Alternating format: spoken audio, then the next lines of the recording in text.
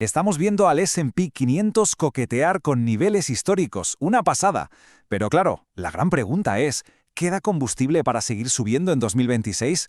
Pues hoy vamos a meternos de lleno en eso, a analizar el mercado con tres lupas, tres pilares clave para intentar dibujar un mapa de lo que podría venir. A ver, con el S&P 500 rondando nada menos que los 7.000 puntos, la conversación ha cambiado por completo. Ya no nos preguntamos si el mercado está fuerte, eso es evidente. La pregunta ahora es otra, es la pregunta del millón. ¿Qué es lo que necesita el mercado para mantener esta inercia, para seguir escalando? Vamos a ver si encontramos alguna pista. Vale, para empezar vamos a poner las cartas sobre la mesa, el escenario actual. Y la verdad es que el mercado está en una especie de encrucijada. Las señales de siempre, las que solemos mirar, nos están mandando mensajes un poco contradictorios. Entonces, para intentar poner un poco de orden en toda esta incertidumbre, lo que vamos a hacer es analizar el panorama de 2026 fijándonos en tres pilares fundamentales. Entramos de lleno en el análisis. Vamos a desgranar esos tres pilares clave. Y aquí los tenemos, nuestros tres pilares. Primero, la liquidez, que es, por así decirlo, la gasolina del mercado. Segundo, los ciclos, que vendrían a ser como el mapa de carreteras. Y tercero, la estacionalidad, que es el calendario. Empecemos por lo más importante, por el combustible, la liquidez. Venga, hablemos de liquidez, el dinero, el flujo de capital que de verdad mueve los mercados. La gran pregunta aquí es muy sencilla. ¿Está entrando más dinero al sistema o está saliendo? Y aquí es donde la cosa se pone interesante, porque la situación de la liquidez global es peculiar. No estamos viendo una expansión agresiva, de esas que meten un cohete al mercado. Pero ojo, tampoco hay un drenaje fuerte, una contracción que provoque caídas en picado. Estamos como en tierra de nadie, en un punto muerto. ¿Y esto en qué se traduce? ¿Qué pasa cuando la liquidez se estanca así? Pues si miramos atrás, la historia nos dice que esta situación no suele alimentar grandes rallies, de esos sostenidos y directos. Más bien lo que crea son mercados más laterales, volátiles, de esos en los que saber elegir dónde pones el dinero se vuelve absolutamente crucial. Bien, pasemos al segundo pilar, los ciclos. Entender en qué punto del ciclo de mercado nos encontramos es fundamental. Y todo apunta a que estamos en lo que se conoce como una fase tardía del ciclo expansivo.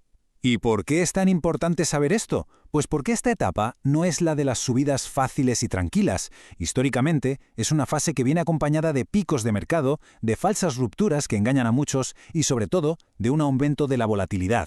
Pero fíjense, el verdadero peligro en esta fase quizá no es tanto una caída inminente, sino que el margen de error se reduce drásticamente. Cuando los precios ya reflejan un escenario casi perfecto, cuando todo lo bueno ya está en precio, cualquier pequeña decepción, cualquier noticia que no sea espectacular puede tener un impacto enorme. Y llegamos al tercer y último pilar, la estacionalidad.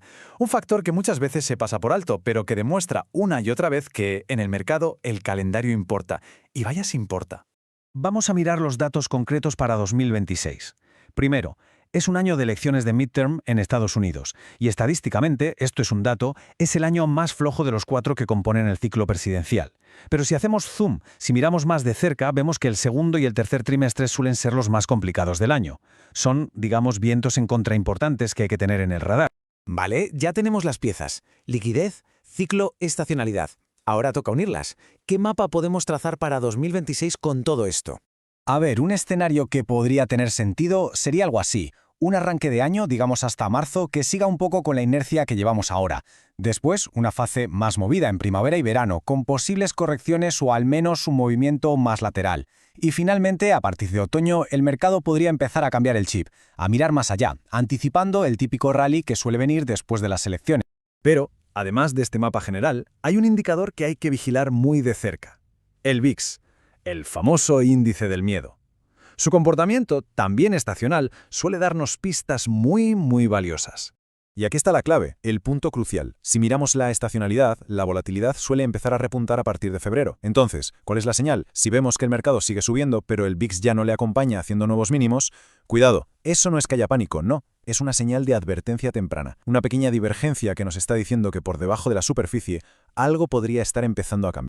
Perfecto, hemos analizado el escenario. ¿Y ahora qué? ¿Cómo navegamos en este entorno? Pues aquí entra lo que podríamos llamar el arte de sobrevivir. En un entorno como el que hemos dibujado, esa estrategia de comprar y olvidarse, pues pierde bastante eficacia. El foco tiene que cambiar. Hay que pasar a una mentalidad de gestión activa del riesgo, de ir adaptando la exposición al mercado según la fase en la que estemos. Y esta es la idea principal. El mensaje de fondo. El objetivo no es intentar adivinar el máximo o el mínimo exacto de una corrección. Eso sinceramente es casi imposible. El verdadero objetivo es gestionar el riesgo para poder sobrevivir a las fases complicadas y de esa forma estar en una buena posición para poder aprovechar las buenas cuando lleguen. Así que nos quedamos con esta pregunta final en el aire. ¿Le queda al mercado todavía gasolina para seguir subiendo o quizá necesita primero una corrección, una parada en boxes para poder coger impulso y volver a arrancar con más fuerza? Una reflexión, desde luego, para el camino.